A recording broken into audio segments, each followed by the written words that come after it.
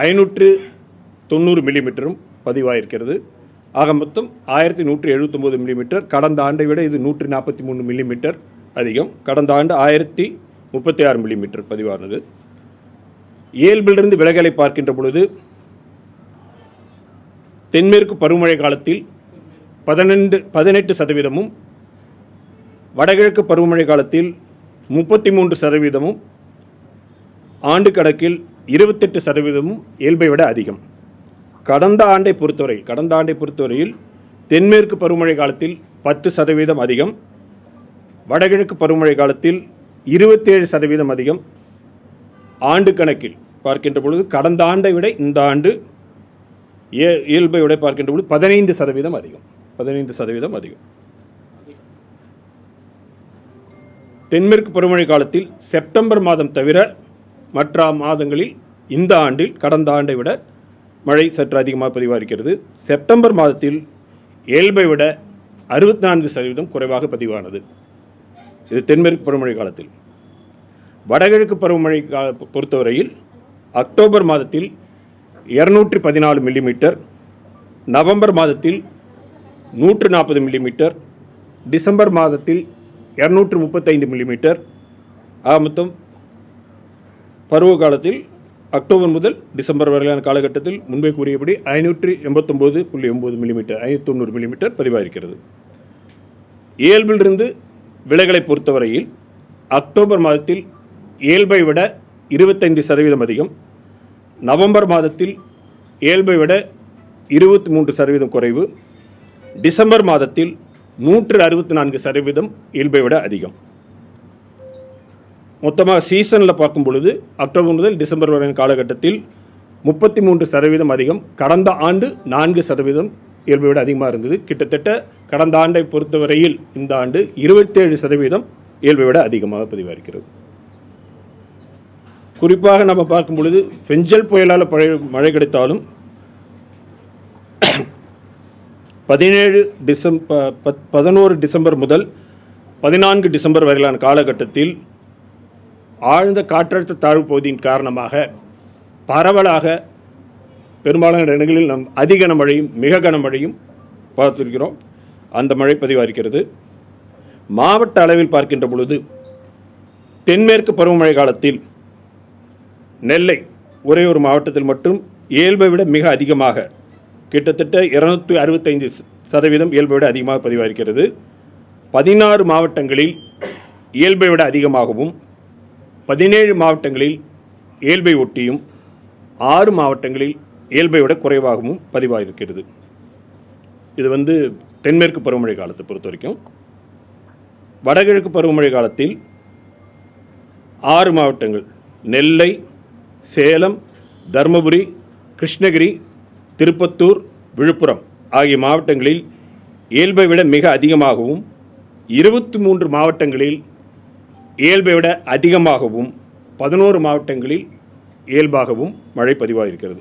6 மாவட்டங்கள் மிக அதிகம், அதாவது 59% விட இயல்பை விட அதிகமாக இருந்து மிக அதிகம். லார்ஜ் எக்ஸஸ் 23 மாவட்டங்கள், இயல்பு 11 மாவட்டங்களில் மாவட்டங்கள் பொறுத்த வரைக்கும். ஆண்டு கணக்கில் பார்க்கின்ற பொழுது கடந்த ஆண்டு, அதாவது இந்த 2024ஆம் ஆண்டில் எந்த மாவட்டத்திலும் அதனுடைய இயல்பை விட குறைவாக பதிவாகவில்லை.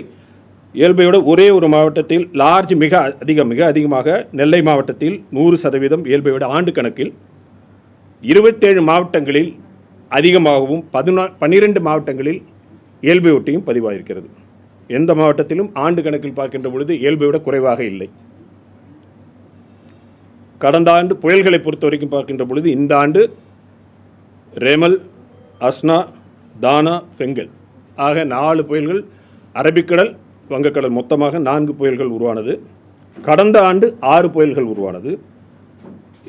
Morcha, Hamoon, Midhili, Michaung, Biparjoy and Tej. இது கடந்த ஆண்டு. இந்த ஆண்டு 4 புயல்கள், இது 6 புயல்கள். இதை தவிர்த்து டிப்ரெஷன்ஸ் எல்லாம் இருந்தது. இந்த ஆண்டில் குறிப்பாக சொல்ல போடும் பொழுது வங்கக்கடல் பகுதியிலிருந்து பார்க்கும் பொழுது நாம் இதில் பார்க்குறோம். ஆல்டர்னேட்டாக பார்த்தீங்கன்னா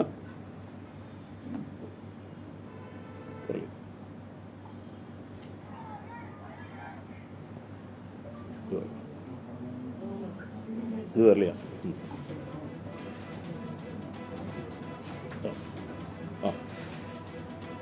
இது ஈஸ்டர்லி வேவ்ஸ் என்று சொல்லக்கூடிய கிழக்கிலிருந்து மேற்கு திசையில் நகர்ந்து செல்லக்கூடிய ஈஸ்டர்லி வேவ்ஸு நிறையா இருந்திருக்கு. இந்த ஆண்டு வந்து குறிப்பாக ஈஸ்டர்லி வேவ்ஸுடைய ஆக்டிவிட்டி நிறையா இருந்திருக்கு. அதை தவிர்த்து எம்ஜேஓவும் அக்டோபர் மாதம் மற்றும் டிசம்பர் மாதத்தில் அதனுடைய பங்கு அளித்திருக்கிறது.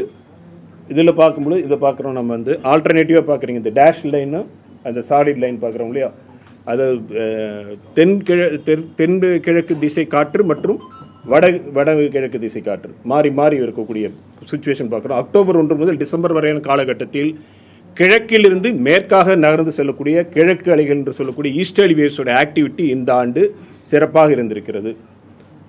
மேலும் எம்ஜேஓ அதை பார்க்கும் பொழுது அக்டோபர் மாதம் டிசம்பர் மாதத்திலும் குறிப்பாக அதனுடைய பங்கு இருந்திருக்கிறது.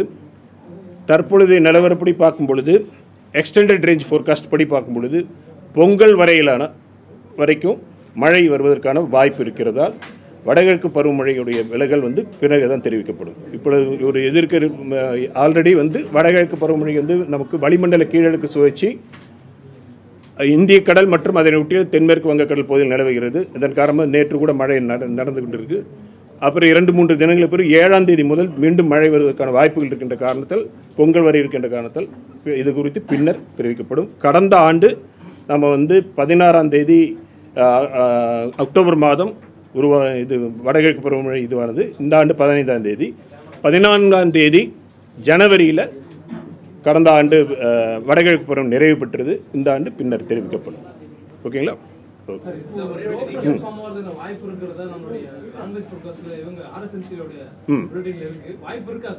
அதான் இப்போ அது இந்த எக்ஸ்டெண்டட் ரேஞ்சில் தான் சொல்கிறோமே, எக்ஸ்டெண்டட் ரேஞ்ச் படமே காட்டுறோம் இல்லையா? எக்ஸ்டெண்டட் ரேஞ்சோட இதில் பார்க்கும் பொழுது உங்களுக்கு அடுத்து ரெயின்ஃபாலுக்கான வாய்ப்பு இருக்குது. அது என்ன லோ ப்ரெஷராக என்னங்கிறது பின்னாடி பார்க்கலாம். ஈஸ்டர்லி வேவ் ஆக்டிவிட்டிஸ் தேர் கம்மி. அடுத்து வரக்கூடிய தினங்களில் கிழக்கு அலைகளுடைய ஆக்டிவிட்டி அதிகமாக இருக்கக்கூடிய வாய்ப்பு இருக்குது.